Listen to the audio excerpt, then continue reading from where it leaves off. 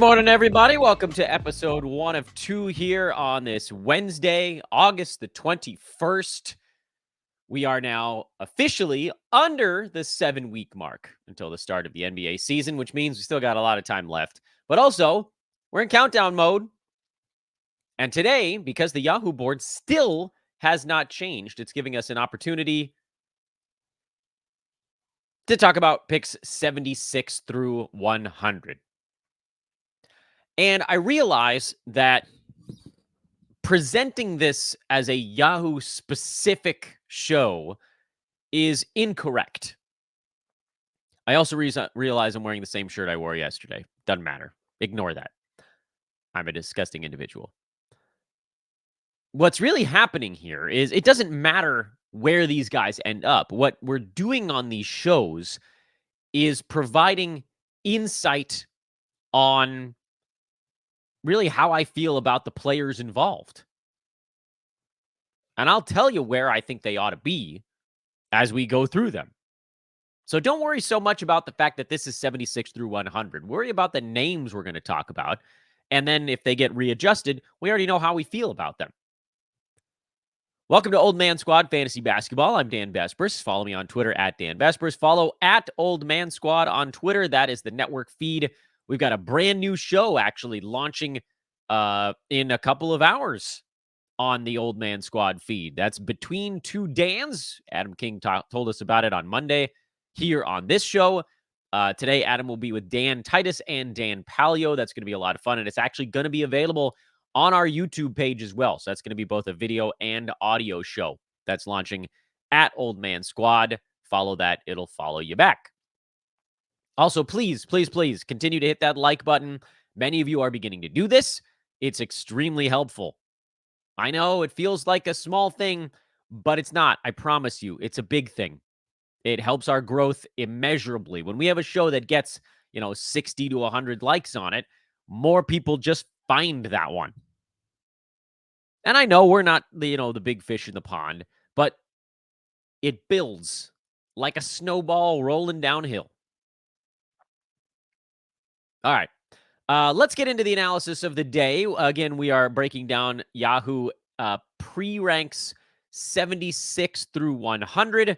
Again, worry more about the player names involved than what their actual ranks are. Although I will tell you how I feel about where they're ranked.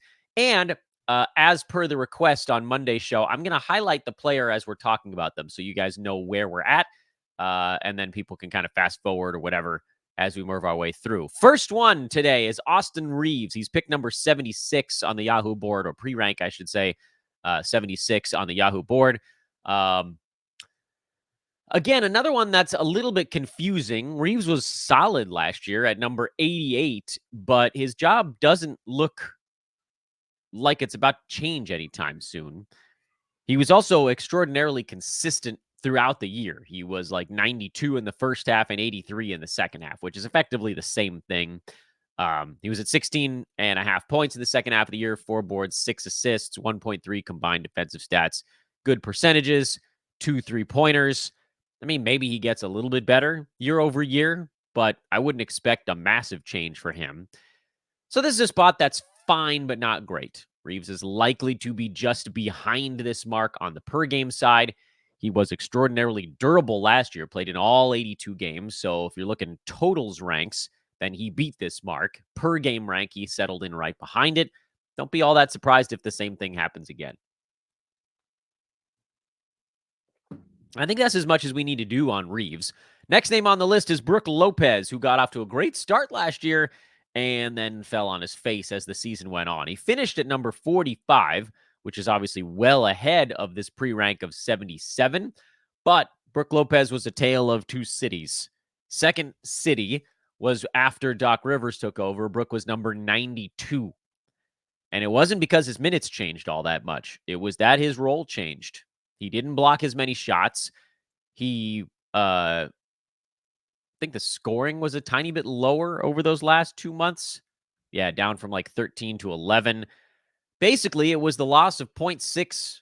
No, it was more like 0.8 blocks per game. It's a big shift for him. So I actually think this is a perfectly reasonable spot for Brook Lopez. I don't think there's a ton of value here anymore with Brook. Uh, like last year where he was going in the 90s, the year before that, he was going in the 80s and 90s. And it's been a long stretch of this, but we've seen a role shift. That's the important thing to keep in mind with Brook Lopez. And so there's a chance, the thing with Brook is he has a wide spread because of that phenomenon we've talked about a bunch of times lately, that so much of his value is tied up in one statistical category. If his blocks are at 2.5, he's top 40. If his blocks are at 1.5, he's outside the top 100. That's it. That's all it takes with him because his other stuff is not impressive. So what do you do about that? Well, you kind of split the difference, which is where his pre-rank is. It's an accurate one. Well done, Yahoo. This is proper. He could come in at 100. He could come in at 50. Split it. Kyle Kuzma at number 78. He's a head-to-head type of player, and I'll end up yelling with people on the internet the whole year who say, Dan, why do you hate Kyle Kuzma so much? And my answer is, because I like to win the percentages and turnovers. And he was a negative in all three of those things last year. He was league average in blocks. He was better than league average from the power forward spot in assists.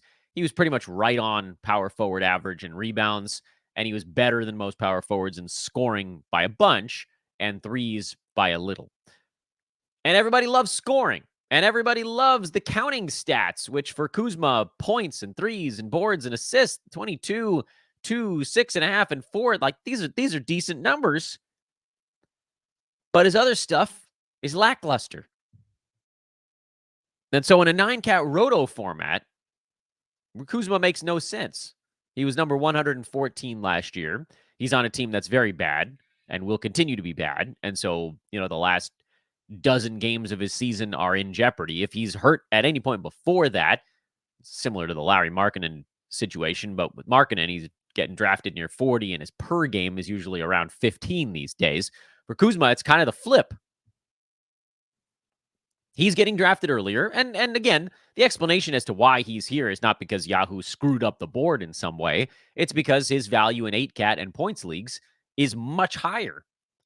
And his value in head-to-head leagues is higher than in roto leagues. Because basically the assumption is if you're drafting Kuzma in the 70s, you're probably punting one of the three things he's very bad at. And we'll take steals off the board there because you don't expect to hit a ton of them out of your power forward anyway. But you certainly expect to have a decent field goal percent out of your power forward. He doesn't really bring you that. You probably expect somewhat low turnovers out of a power forward. He doesn't bring you that. So if you're punting, say, turnover and one of the two percentages, this is where Kuzma belongs. If you're not, then just let somebody else do it.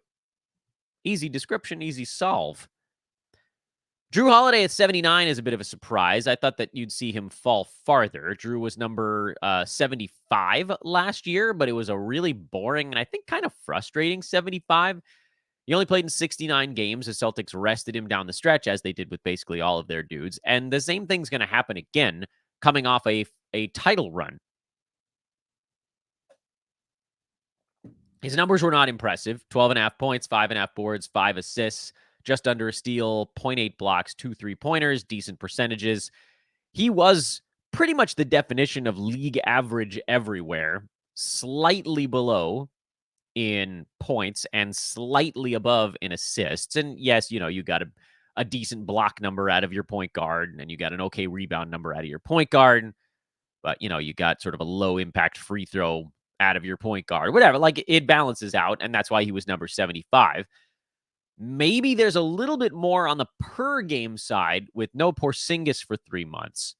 And perhaps that's the path for Holiday to get up to 11 shots instead of 10 for ball game. And then that does raise him up into the 60s. But you can expect a solid 13 plus missed ball games this year. So from a pre-rank standpoint, this is perfectly fair. 79 is fair. He's probably going to be about a half round to a round better than that on the per game side. But you build in a little bit of the rest day fears. He also, by the way, played in the Olympics and won himself a gold medal. And you got a guy who is just sort of quietly not super exciting. in this range. It's fine, but I probably don't really want it.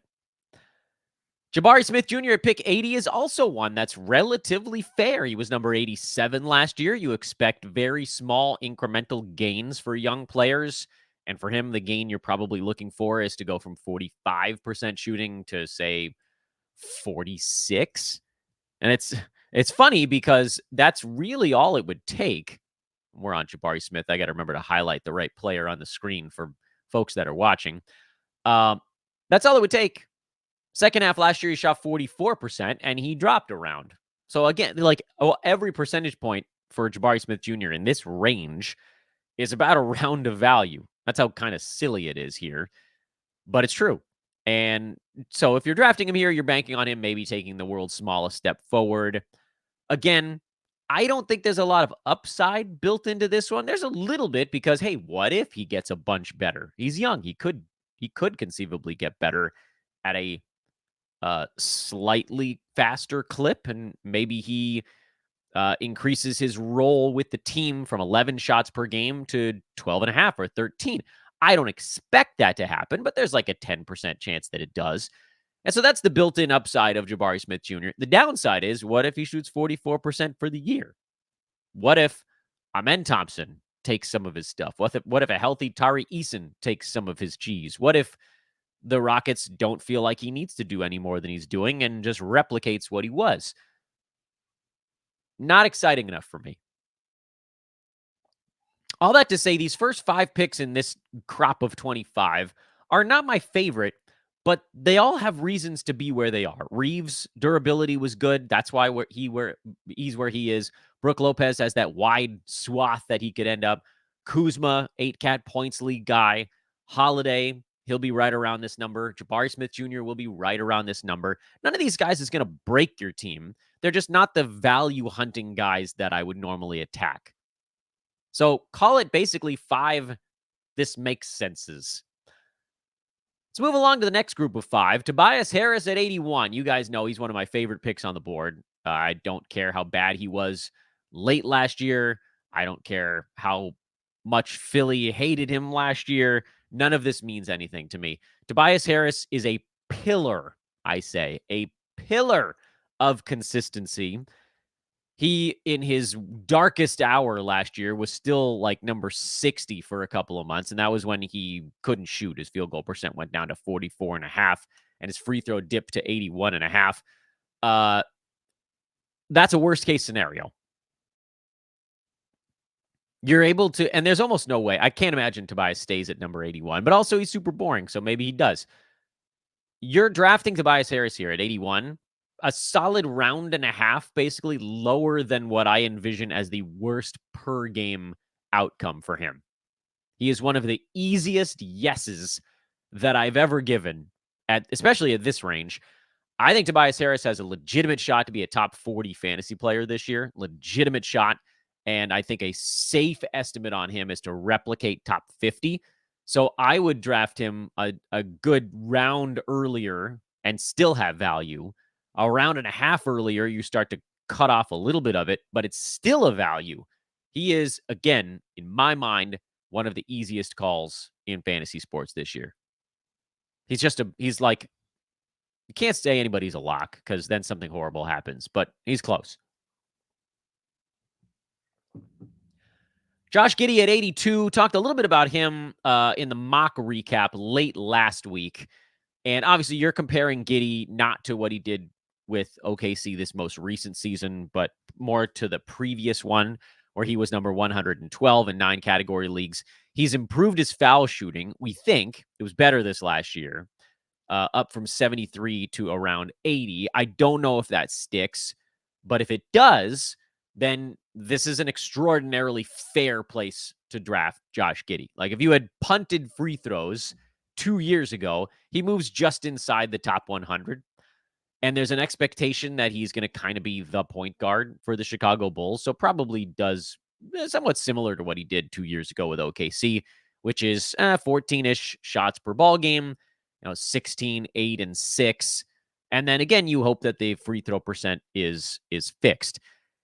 In my mind, So if the free throw number is fixed, then Giddey becomes like kind of it's weird to say that he's more of a head-to-head guy because it's not like there's things that he's extraordinary at and there's things that he's god awful at.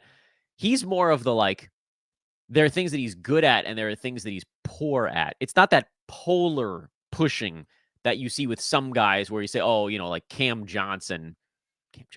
Thomas is more of a head-to-head guy. He's a great scorer, but he's going to be awful at field goal percent. Like there's those polar things. With Giddey, if the free throw number is fine, then really his worst attribute becomes turnovers. So instead of saying he's more of a head-to-head guy, it's probably fair to say he's more of an 8-cat guy.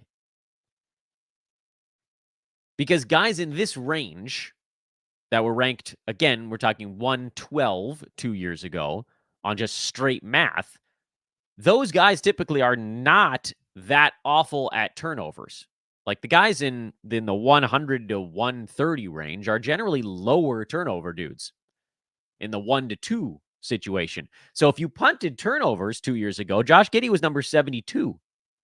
A big leap at 2.8 turnovers per game. It's not a backbreaking number, but those types, if you have a high turnover guy ranked near 100, they're grouped in with a lot of lower turnover dudes, so they can jump a long way by being in an 8-cat situation. You guys know me.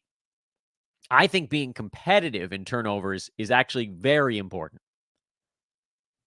because you win it I forgot to highlight Josh Giddey. Sorry to those that are watching instead of listening.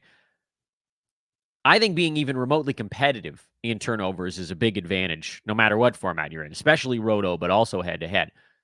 Still, this is a perfectly fine place for Giddey because if you're playing 8-cat or you're punting turnovers, he probably beats this mark at 82. It's probably better than that.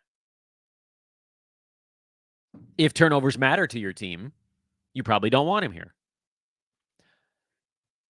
Anfernee Simons at pick number 83. This is another one in my eyes that's relatively fair, although Portland, once again, is a dumpster fire. We know Simons is actually, believe it or not, on the trade block, despite being relatively young.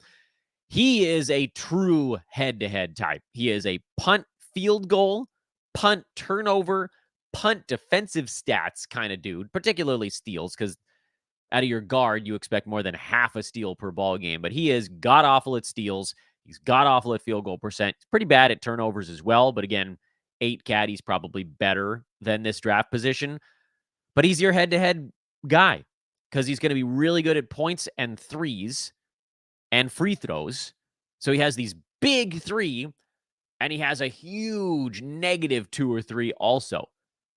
Meaning, if you're building a head-to-head team, or a roto, I guess, and you're punting any of the 3 things, I would argue maybe even 4 things, but let's eliminate blocks. Let's focus on steals, field goal, and turnovers. If you're looking at those things you expect maybe some production from out of a guard, and you're getting horrible negatives from this dude, if you're punting any of those, he skyrockets.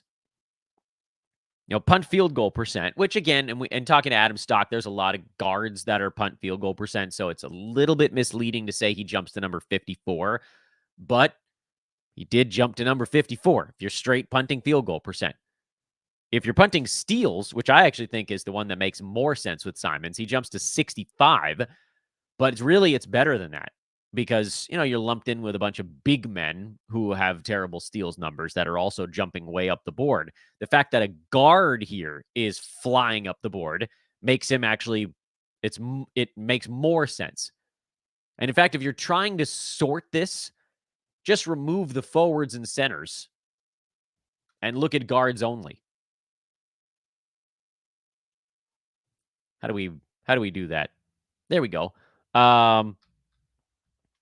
So Simons becomes like the 30th ranked guard and you're punting steals, or as someone with guard eligibility, I guess we should say. He was way deeper than that beforehand, for what it's worth. I don't know where the heck he was before that, but so Simons is that guy. So again, this is your choice. If you're punting, one of those things we talked about, have at him at 83. If you're not, don't.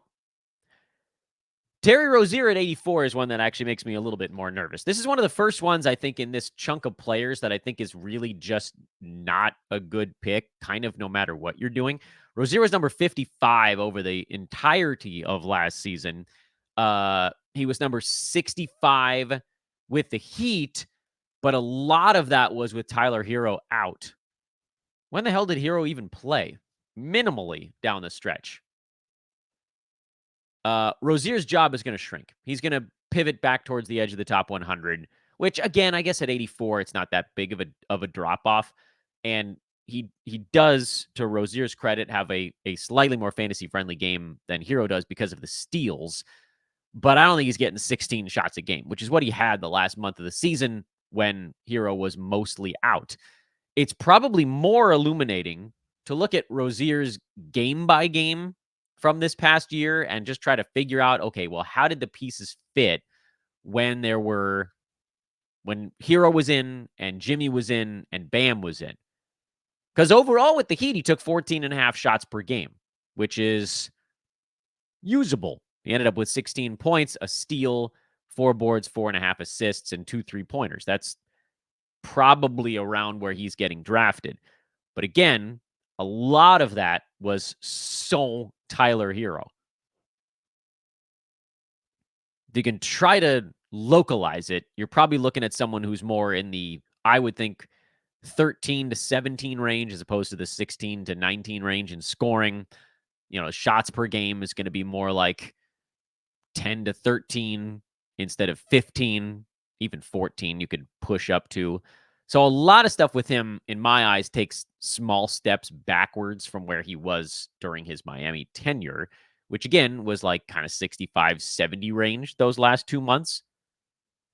He was at 18, 4, and 4 his last 20 games.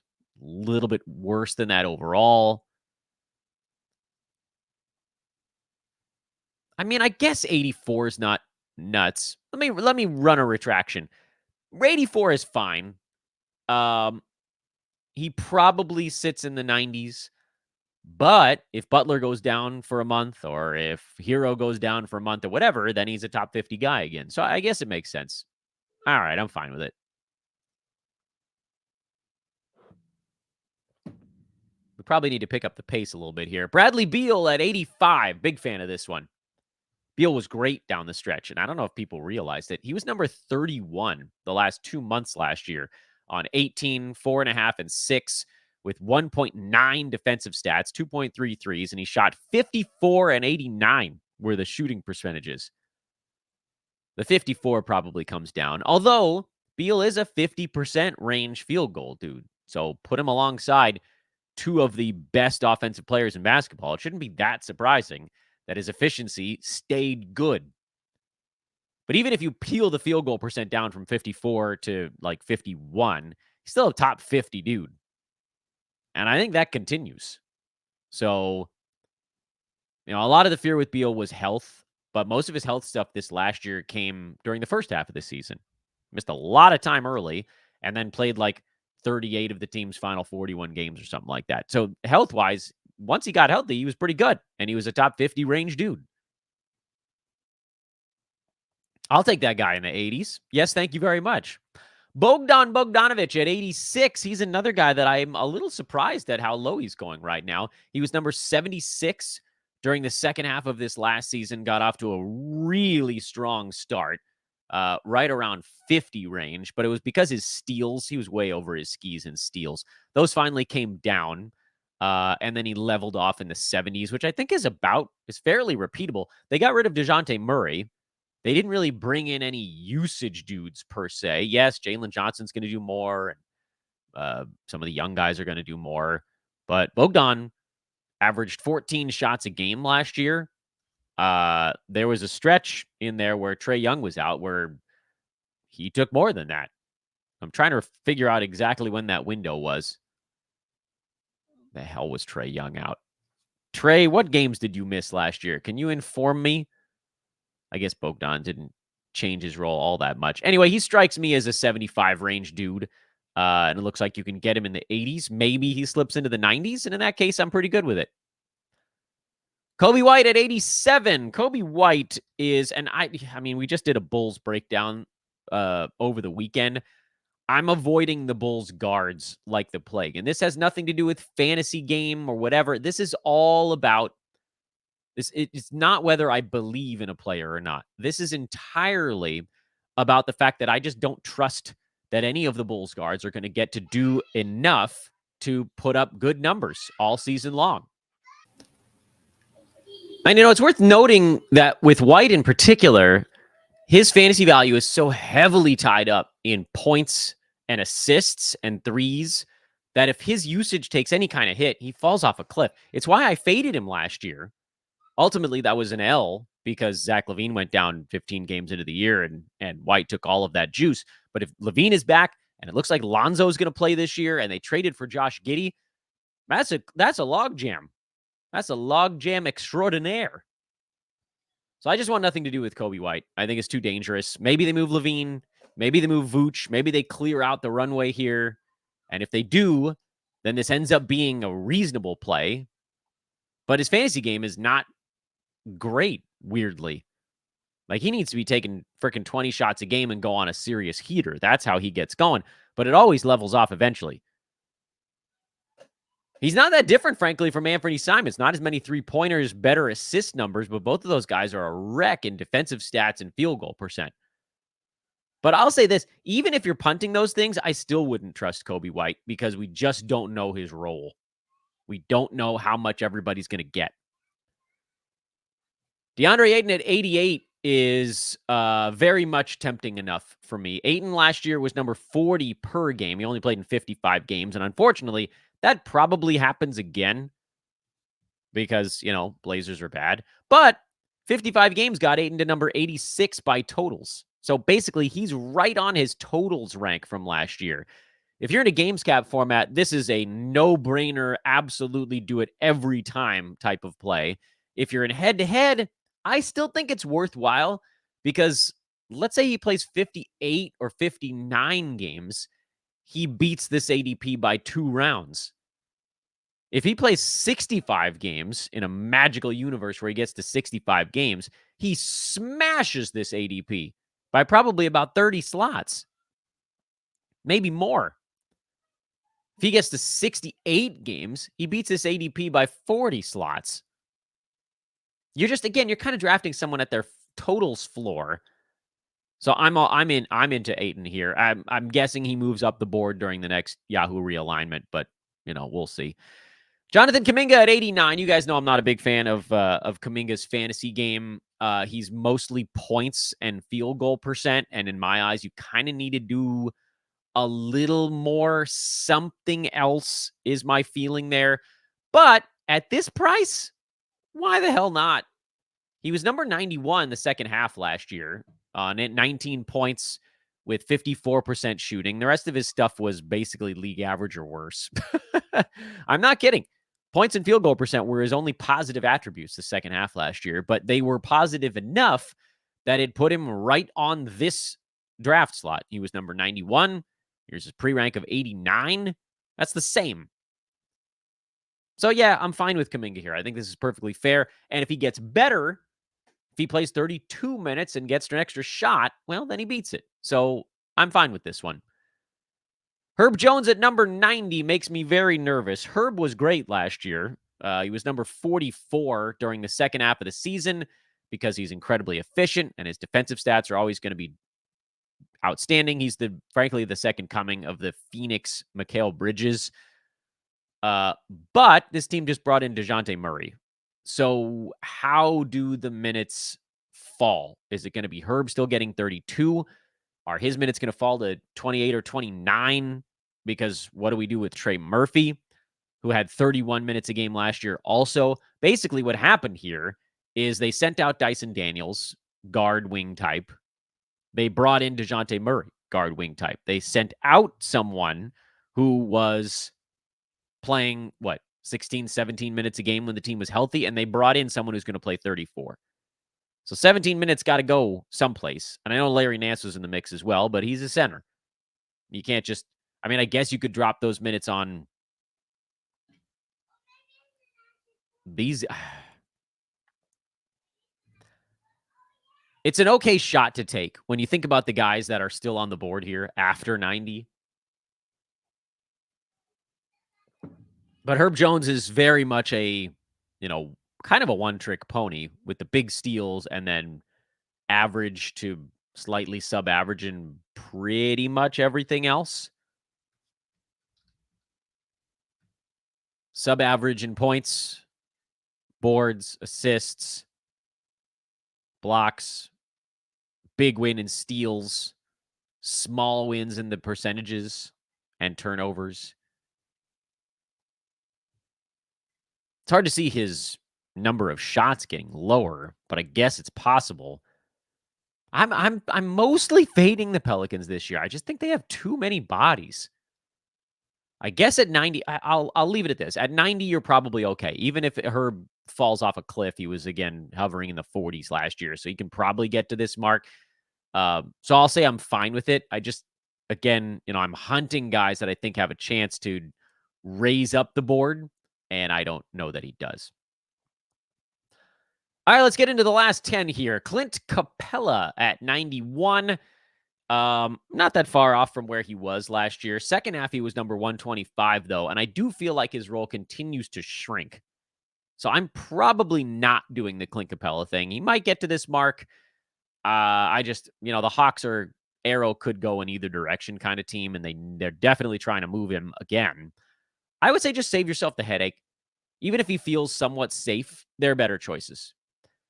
Cam Thomas at 92. This is about where he should be going. I thought he'd be pre-ranked earlier than this, but this is what happened. He's probably going to get about 18, 19 shots a ball game. If his field goal percent is 45, he beats this number. If his field goal percent is 42, he loses to this number. If you're punting field goal, he beats this number every time. So I say, yay, go for it on Cam Thomas. No matter the format, this is, again, you're talking about an upside play. If the Nets continue to move pieces out, Cam is just going to do more and more and more, and screw it. Load it up, man. Let's get nuts. I know you guys thought I wouldn't like it, but at 92, I'm willing to pay that price for sure. Chris Paul at 93 surprised me. I thought CP3 would go later than this because he was bad the second half of last year, like truly bad. The Warriors pretty much benched him. He was outside the top 150 the last 2 months on 9 points and 6 assists with decent steals, but bad threes, bad field goal percent. There wasn't as much upside with him. I think he'll be better than that, but I was hoping to be able to get Chris Paul at like 115. So I think I'm out. I thought for sure, boy, man, how many times when oh, yeesh. How many times this offseason before this pre-rank board came out did I say I feel pretty confident that Chris Paul is going to be on our old man squad board? Well, guess what? He's not. I don't like him here. Naz Reid at 94. Love me some Naz Reid, but I don't know about at 94. His big run last year came with Cat out. Second half of the season, Naz was top 80. Over the entire season, Naz was not top 80. What do we got here? He was number 119. It's probably where he's going to be again. Kyle Anderson's gone. Maybe that's an opportunity to get Naz Reid maybe like 2 more minutes a ball game. Playing him alongside Cat or Gobert. Roto's side, so in Roto, I think I'd be more inclined to take Naz near 100 because of the across-the-board potential.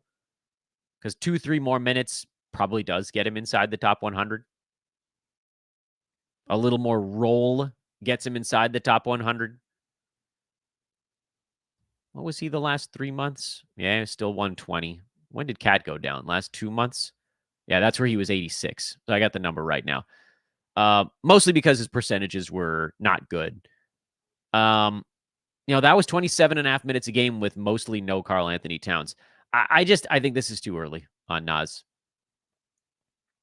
Keyonte George at 95 scares the living crap out of me. He wasn't even inside the top 200 down the stretch last year because, I mean, his turnovers were horrible. His field goal percent was like mind-bogglingly bad, and he was doing it on a pretty good volume. He shot 39% last year, averaged 2.5 turnovers a game in 27 minutes. That's a number that went up late in the year.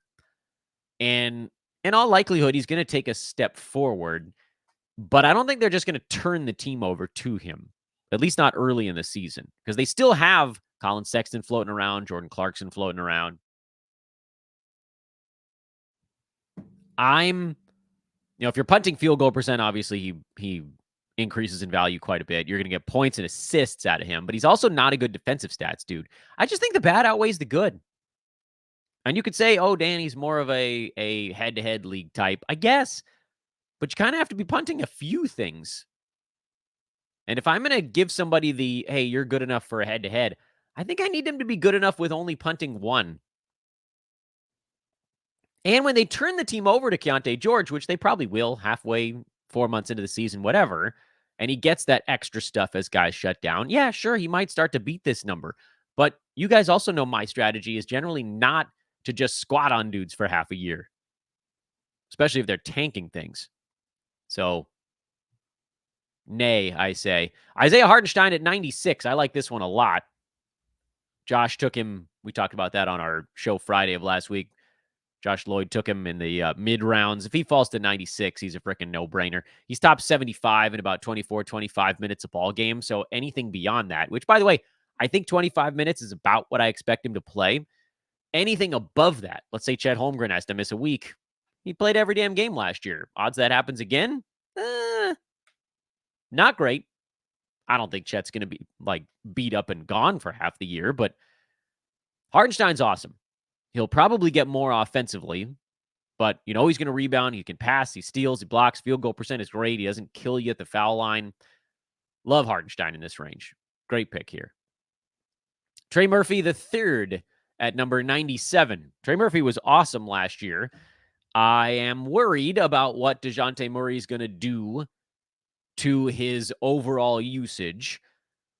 Still, that said, at 100, you kind of have to, because you can't get great three-pointers with boards and steals on guys that don't ruin your field goal percent in a lot of places, but almost no way he's at 17 points per game again unless they unload Brandon Ingram. And, of course, that, for Herb Jones as well, is kind of the reason to take the Pelicans in this range, because maybe Trey Murphy starts the year as number 115, but you'd have to squat on him, because if anybody gets moved off of that roster, he rocket boosts back up into that 50 range. Trey Murphy's got a very fantasy-friendly game.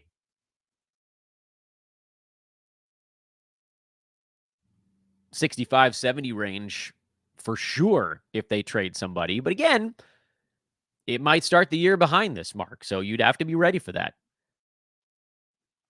3 more names on this one before we close it out. And before we do get to the last 3, a reminder, please hit that like button on your way out. Just a moment here. I'll talk slowly for a sec. Like it on YouTube. That'll get it into that recommended feed for others. Subscribe if you haven't already. Here on The Tubes, Apple, Spotify, and please, I beg of you guys, I know you guys are coming back and finding me again. Those of you that are relocating me, please take a moment to drop that 5-star review. Extraordinarily important. We are so far away from where we got to on the old shows, and I know it's going to take a while to get there, but I need your help, and I think we can do it. Last 3 names to cover on today's show. Draymond Green at 98. Let's assume that he doesn't get suspended for half the year. This is where he belongs. Trace Jackson Davis, Draymond Green, they'll rotate through various front court minutes. Draymond will probably play between 27 and 30 minutes a ball game. He'll be at about 9 points, 7 boards, 6 assists, a steal. And I think he'll be about 90 range. And he's a terrific punt points guy, should you be leaning that direction, which I often do in Roto 9Cat. It's harder to pull off on the head-to-head side because you kind of need those counting stats. So I like Draymond here. I think he's totally fine. Not a special pick, not a ton of upside, but safe. Mitchell Robinson at 99 is also, in my eyes, kind of a worthwhile venture to take. Problem, of course, with Robinson last year is that his free throw percent was like 40. And so it was truly so bad that he became like a max punt free throw guy. And we probably went into the season thinking, oh, he's going to be kind of bad at the free throw line, but he'll probably only take like 2 or 3 a ball game, and we can handle that. He's gotten worse. Remember his second year in the NBA, he shot 57% at the line. We thought, all right, this is bad, but we can cover it up with a really good one. Last year, he shot 41%. You need multiple good foul shooters to cover up that bad, even on low volume. Now, if he gets up to 27, 28 minutes a ball game again, you're talking about a guy that could be 7 points, 10 rebounds, and 2 blocks. And so he becomes a great punt free throw dude. And he probably could wiggle his way towards top 100-ish range, even if you weren't punting foul shots. Remember 2 seasons back when he went for 7.5 points, 9.5 boards, 2.7 defensive stats on 48% foul shooting, he was number 53. That's without punting. So I think Mitchell Robinson is worth a shot here, especially as you now get into the guys that are way less guaranteed. So I like him at 99. I think this is fair. But again, there's a little bit of risk built in. And, there's 1 or 2 centers like Jakob Poeltl still on the board. Ivica Zubac still on the board. That's kind of it. Maybe Gafford, who's got a little bit more risk tied in. There are some centers still kicking around there that are less risky than Robinson, maybe with a little bit less upside. But it kind of depends, I guess, on what you want to do with your team at this point. And finally, Kelly Olynyk. Couldn't possibly tell you what he's doing in this range when he's the backup to Jakob Poeltl. The nice thing about Olynyk is that he only needs about 24, 25 minutes a game to have fantasy value. But I don't know that he's going to get 24 backing up Poeltl. They're not going to play him side by side with a healthy Scotty Barnes. There's just sort of no reason to.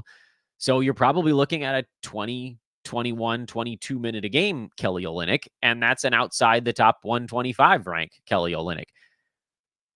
His ranking here surprised the living crap out of me.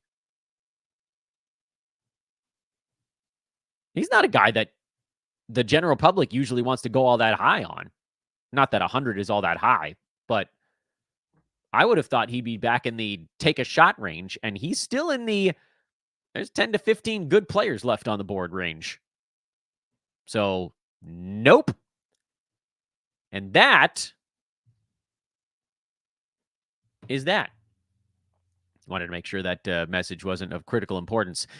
All right, guys, we got through the top 100. If the board doesn't change, the hope is that over the next day or two, we'll do a Flyers show, basically. So Dan Sleepers, basically guys I like after pre-rank 100.